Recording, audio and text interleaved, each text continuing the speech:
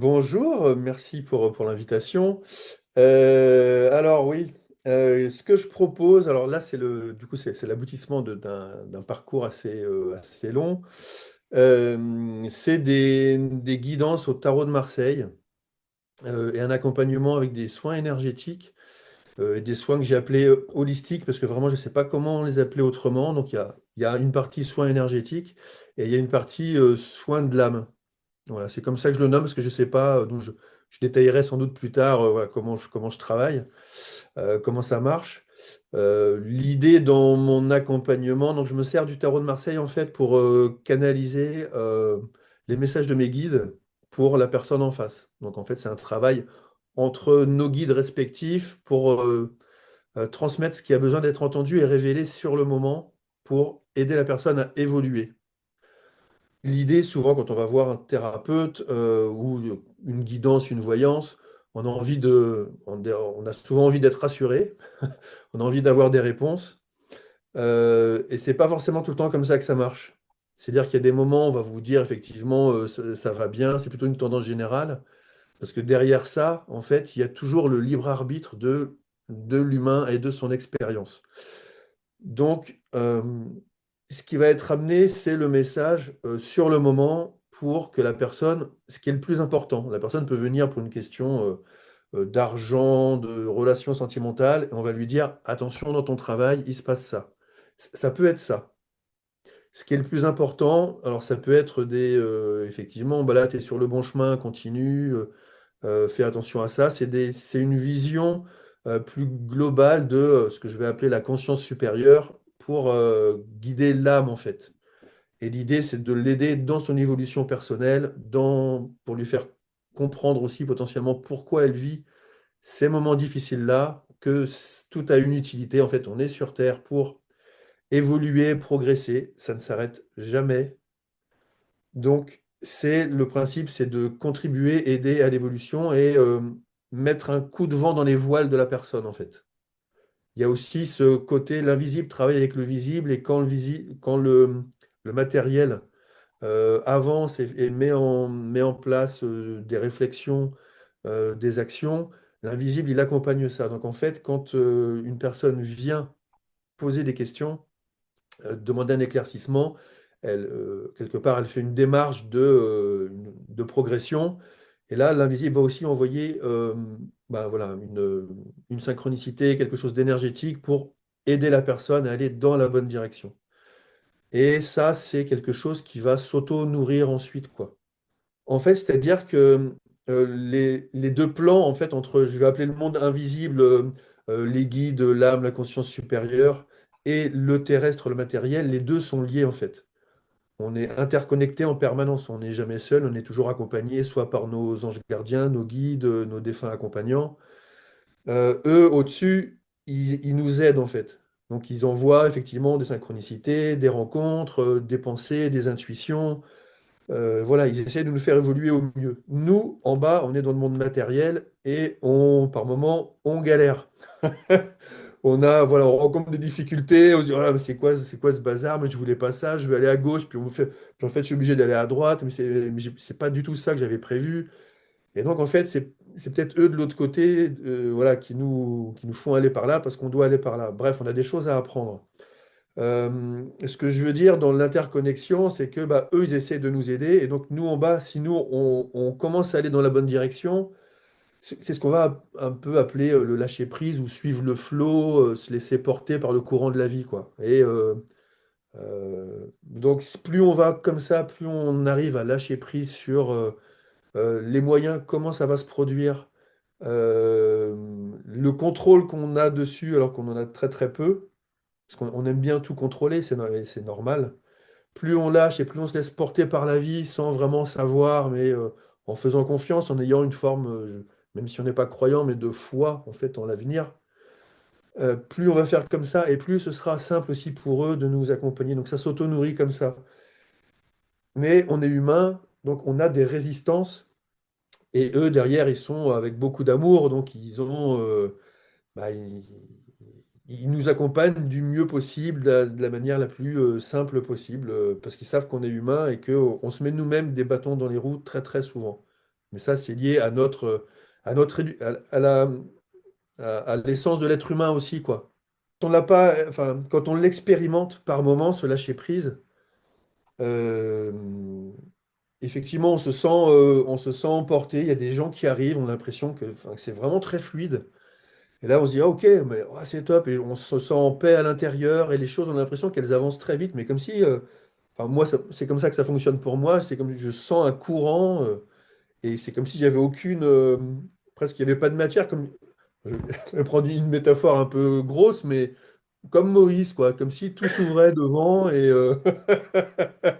alors, fugace, hein. Des fois, ça peut durer une journée, ça peut durer quelques instants, je sais pas, ça a dû m'arriver, par moment, ça a dû m'arriver pendant 2 ou 3 jours, où il y a des espèces de courants comme ça, mais tout se passe, je dors, enfin, voilà, tout se passe bien, quoi. Puis après, bah, hop, il y a un petit truc qui vient se greffer, puis machin, et voilà. J'aime bien la citation. La vie, en fait, c'est ce qui arrive quand on a prévu quelque chose. C'est vrai. C'est vrai, Voilà, elle est on a pas le mal. contrôle, on veut faire ça. Ouais, j'ai toujours voulu faire ce. Enfin, voilà, je veux aller par là, il faut que j'aille par là, c'est sérieux, c'est bien. Et puis, paf, hop, je sais pas, je me casse un truc, puis en fait, ça me fait aller ailleurs. Ben voilà, j'avais prévu un plan sur 20 ans, et non, il faut que j'aille ailleurs, quoi. Et ça, quelque part, ben, on n'a pas le contrôle là-dessus.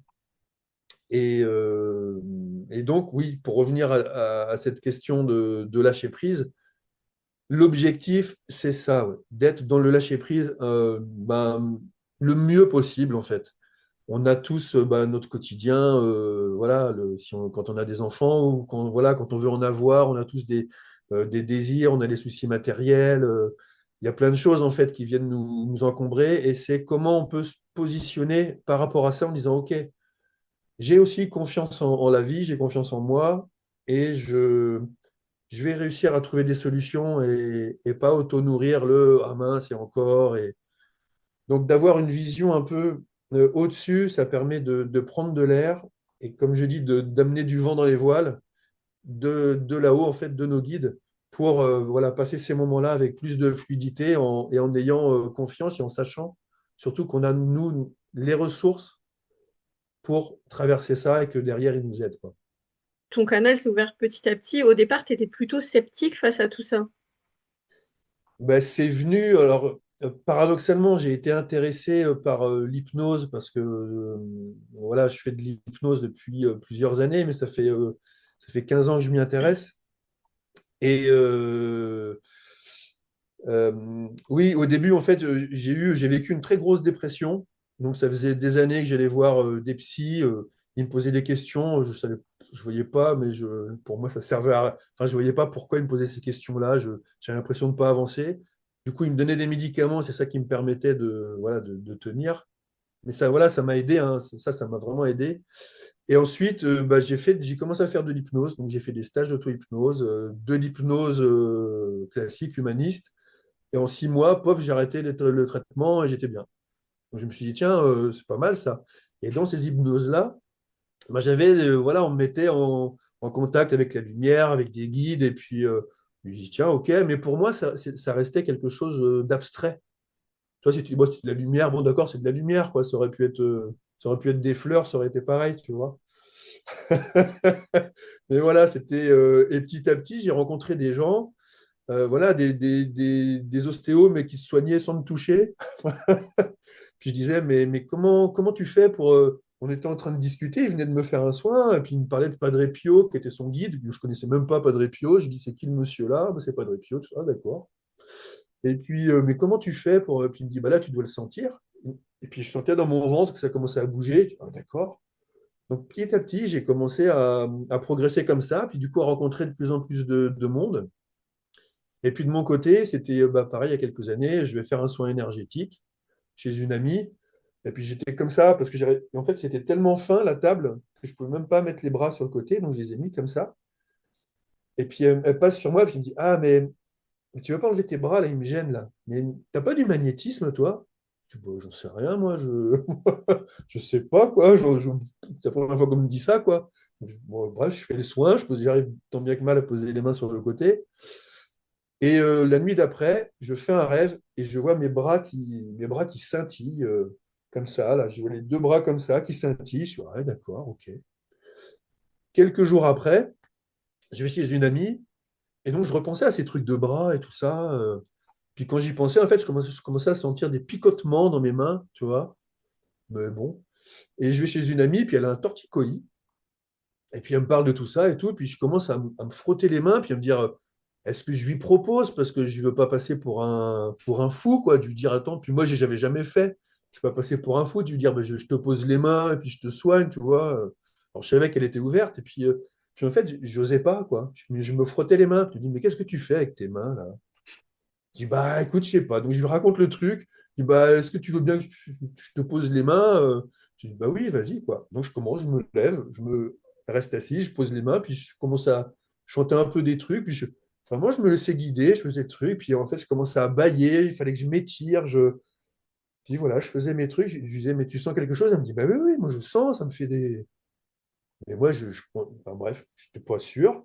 Je finis le soin, puis je sens qu'il faut que je m'étire, que je passe les mains sous l'eau, vraiment que j'évacue et tout. Et puis je lui dis, mais toi, ça t'a fait du bien, enfin ça va. Elle me dit, bah ouais, regarde. Et puis elle tourne la tête comme ça. Mais moi, pour moi, c'était comme une caméra cachée, quoi. C'était, bah non, en fait, elle se moque de moi, quoi. Mais vraiment, mon esprit a dit, mais elle se moque de moi. Je l'ai pas cru. Mais ça a commencé à mettre le doute, en fait, dans mon esprit cartésien. Et je fonctionne toujours un peu comme ça quand je fais mes soins. J'aime bien avoir le retour des gens quand je fais des tirages de cartes. Tu vois, OK, qu'est-ce qui s'est passé plus tard? Et il s'avère que oui, ça fonctionne bien, que j'ai vraiment des choses très claires qui arrivent, qui se mettent en place, des sujets très précis voilà, qui sortent. Et donc, comment dire, ça commence à faire comprendre à mon esprit cartésien que ouais, ça fonctionne bien, quoi. Donc voilà, et puis j'ai eu d'autres expériences. Des sorties hors du corps, des choses comme ça, qui m'ont fait comprendre qu'effectivement, on n'était pas qu'un corps. Et voilà. Et dans mon apprentissage aussi de ma médiumnité par le tarot, voilà, je sens beaucoup de choses. Et un autre élément important, quand j'ai fermé mon cabinet d'hypnose, les 3 dernières séances d'hypnose, je vais dire comme par hasard, ça a été 3 deuils. Et quand je faisais l'hypnose avec les patients, eh ben, j'ai senti, en fait, je sentais les défunts qui étaient là. Et, alors, pour certains, je les ai vus, mais on les voit, mais sans les yeux, en fait. C'est une autre manière de voir. Et donc, voilà, pareil, ça a continué à me poser, moi, des questions sur cette connexion avec ce qu'il y a derrière, enfin, derrière, ou au-dessus, autour de nous, avec nous, quoi. Et ça t'a conforté dans ce que tu ressentais au final, ce qui s'éveillait en toi, et tu t'es dit, OK, on y va, on fonce. Je sens qu'il y a vraiment quelque chose qui m'appelle.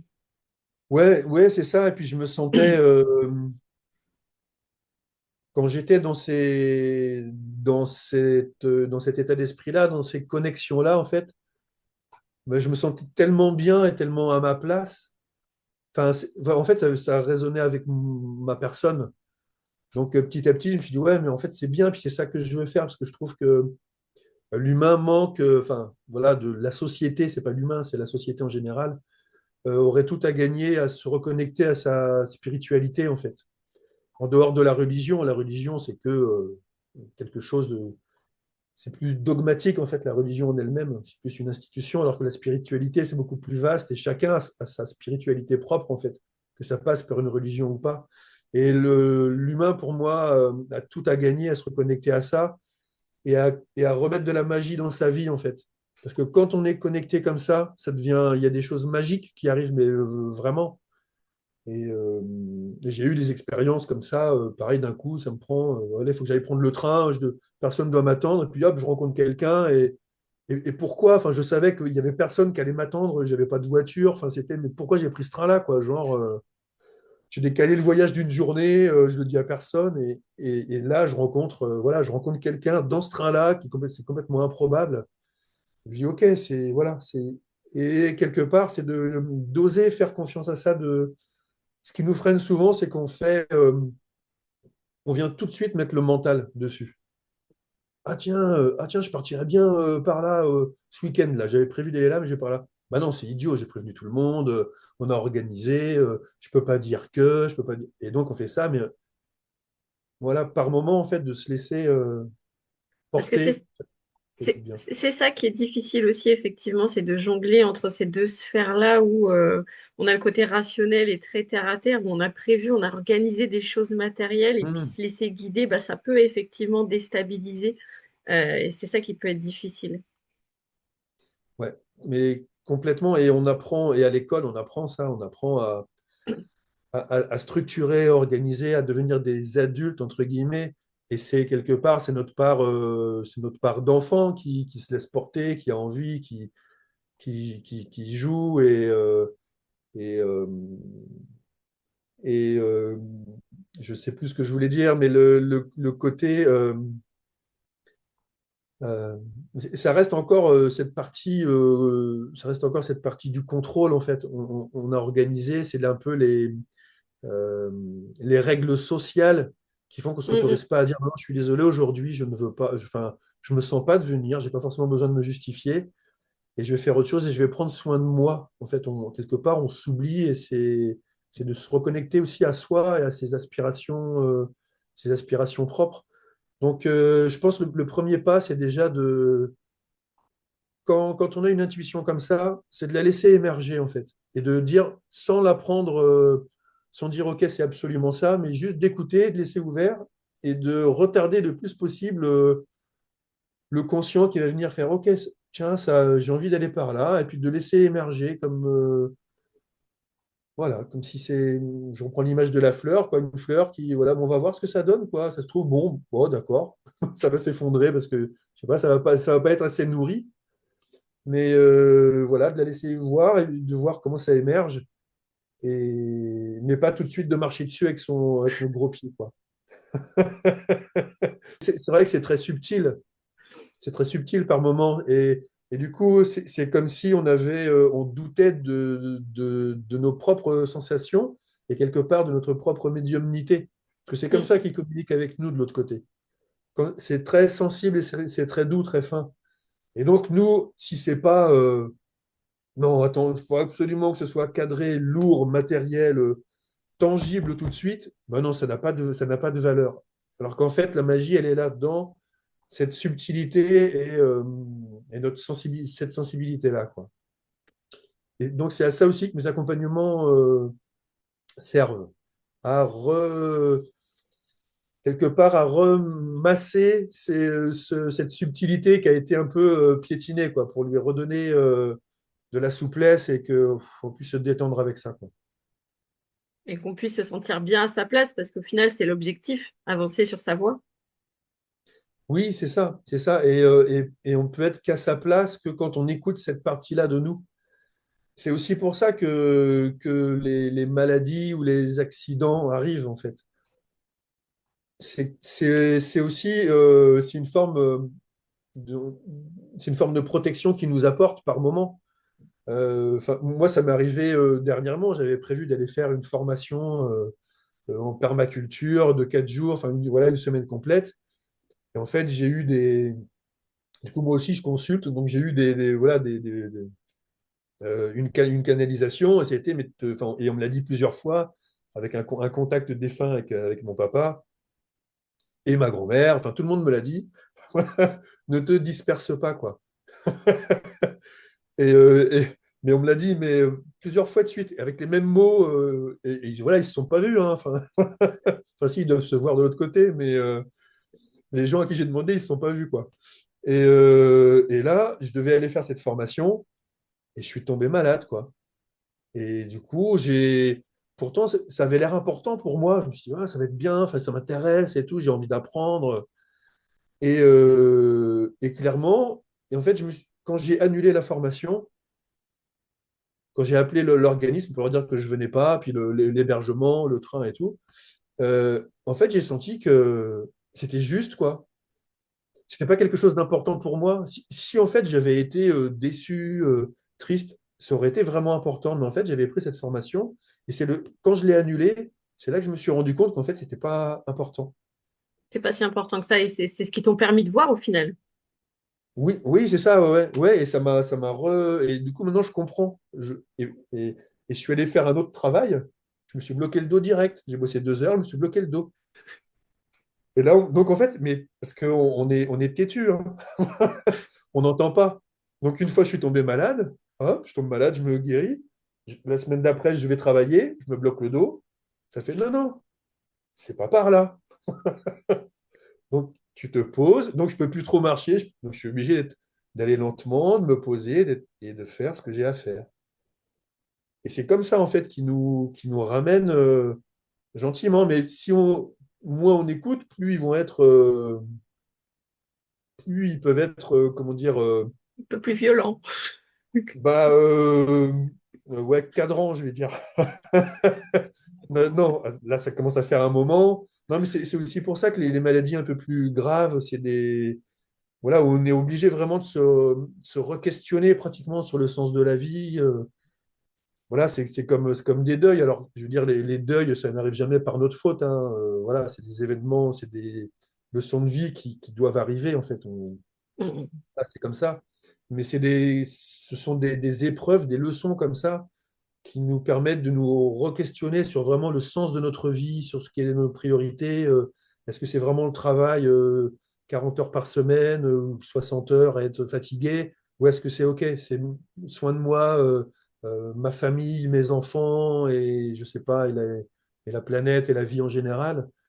C'est ça qui, voilà, c'est des épreuves comme ça qui nous permettent de nous re-questionner. Donc, quand on a une maladie, juste qu'on a une grippe, des choses comme ça, qui nous permettent d'éviter d'aller à certains endroits, d'aller au travail, bah, est-ce que j'ai pas quelque chose juste à apprendre en fait de ça? Ça veut pas dire démissionner, hein, mais voilà, voilà, qu'est-ce qui se passe, quoi? Je veux dire que tu apprends vraiment de cette situation. Il faut le prendre vraiment comme un apprentissage au final. Tu apprends, tu Complètement. écoutes. Absolument.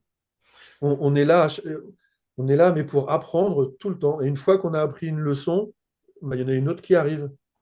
Mm, mm. Et en fait, c'est jamais des châtiments.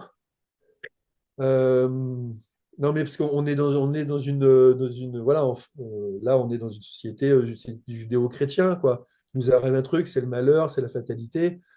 Effectivement, des épreuves, des malheurs, entre guillemets, on va en avoir jusqu'à, voilà, on va perdre des gens, on va avoir des soucis de santé, on va avoir des déceptions, ça c'est constant. Mais oui, on est là tout le temps pour apprendre, ça c'est clair et net, quoi.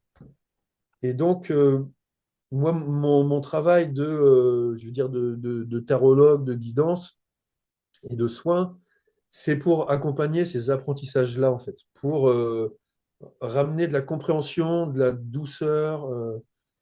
J'ai fait un tirage dernièrement, alors c'était pour ma sœur, pour son travail. Elle me dit, voilà, là, ça va pas du tout. J'ai un entretien pour un autre poste, pour un autre service plus tard. Voilà, comment ça va se passer, quoi. Et tout de suite, je tire la carte du diable. Et en fait, je me mets à rire, quoi. Je me mets à rire parce que le diable, c'est pas que, voilà, c'est pas que c'est le diable comme on l'entend nous, quoi.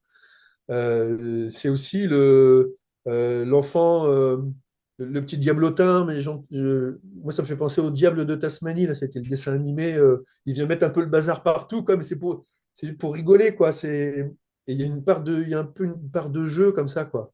Et en fait, le diable, bah, voilà, il rigolait. En fait, elle devait apprendre cette leçon-là. Donc, je lui ai dit ce qu'elle avait à apprendre. Et voilà, qu'elle remettait sur l'extérieur sa propre estime d'elle-même. Et effectivement, elle s'en prenait plein la tête. Donc, il fallait qu'elle revienne à elle-même et c'était quoi sa propre valeur. Et après, bah, pour son travail d'après, je lui ai dit, ben, en fait, j'ai parlé de son travail tout de suite au passé, en fait, de son ancien travail. Elle y était encore, mais je dis, bah, écoute, ça fait 3 fois que je te dis, ça vient tout seul, je te parle au passé. Donc pour moi, c'est bon, en fait.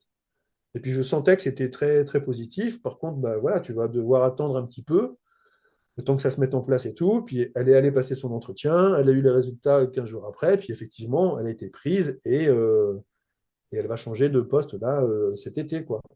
Mais ce diable est venu là, son expérience dans son travail qui était vraiment difficile, hein, elle a été en arrêt un moment, elle aurait peut-être pu faire plus court en fait, de quitter. Mais voilà, ça m'a permis de lui dire en fait que déjà ça allait être fini et que c'était un apprentissage, que c'était pas quelque chose contre elle en fait. C'est jamais contre nous personnellement. Parce que souvent on peut le prendre comme ça. C'est pour nous faire grandir en fait.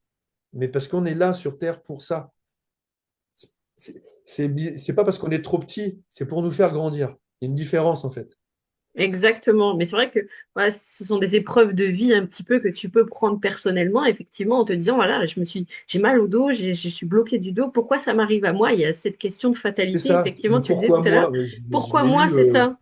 Pourquoi Ouais, moi? Alors qu'au pourquoi moi final, quoi. ça peut s'appliquer à tout le monde, sauf que bah, il Ouais. faut s'écouter aussi pour que ce soit un petit peu plus fluide, tu le disais tout à l'heure, et du coup, c'est ton rôle à toi ici.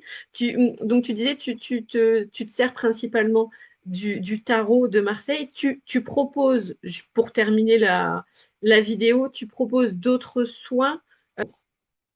Pour l'instant, ouais, j'ai Tarot de Marseille, guidance. J'ai mis voyance parce que alors je veux pas faire de voyance pure. Euh, c'est plutôt dans la guidance, toujours dans cet objectif d'évoluer. Alors parfois, effectivement, il y a des éléments un petit peu de voyance qui arrivent, mais voilà, je veux pas développer ça parce qu'encore une fois, c'est remettre un peu son pouvoir à l'extérieur. Et mon idée, c'est pas ça. Donc, je fais des soins énergétiques, donc enfants, adultes, soins holistiques. Et puis là, je vais commencer en fait à faire à travailler sur les liens transgénérationnels et les liens karmiques, mais toujours avec le tarot. Euh, C'est-à-dire qu'on peut savoir en fait pourquoi je vis ces difficultés-là, soit dans ma famille, soit dans mon couple. C'est que parfois, bah, c'est des liens karmiques ou des liens transgénérationnels qui se répètent et qui ont besoin, du coup, tant que la leçon n'a pas été apprise dans le système ou dans l'âme, du coup, sur le lien karmique, eh ben, ça va être amené à se répéter, quoi. Donc, c'est de permettre de voir que ça vient d'ailleurs aussi, ça commence à enlever le côté, bah, c'est moi, et on m'en veut, et toute la charge est sur moi. Alors que c'est pas ça. Et si on vous met sur on vous met pas plus que ce que vous pouvez supporter, quoi. Après, vous allez me dire, moi, mais voilà, ça reste ça, en fait. C'est que de permettre de voir que ça peut venir d'ailleurs, ça aussi, ça enlève, ça apporte une compréhension, et d'apporter de la compréhension, en fait, à ce qu'on vit, ça permet déjà de s'en dégager un petit peu. Absolument, surtout le transgénérationnel, c'est vrai que c'est hyper important, j'en entends beaucoup parler et c'est vrai que c'est un travail qui est très intéressant. Est-ce que tu aurais un dernier mot à adresser aux personnes qui vont regarder ta vidéo, qui, je ne sais pas, peut-être auraient des doutes pour passer à l'action ou des questionnements ou je ne sais pas, un petit mot final, le mot de la fin, je l'appelle toujours.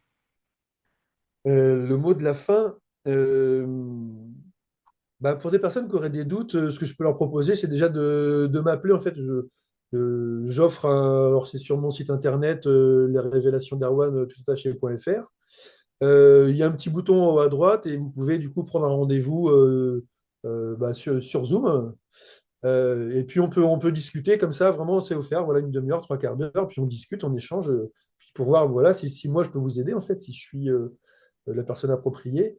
Je pourrais déjà vous donner quelques infos, quelques soutiens. Voilà, moi ça me fait plaisir d'aider les gens aussi, quoi.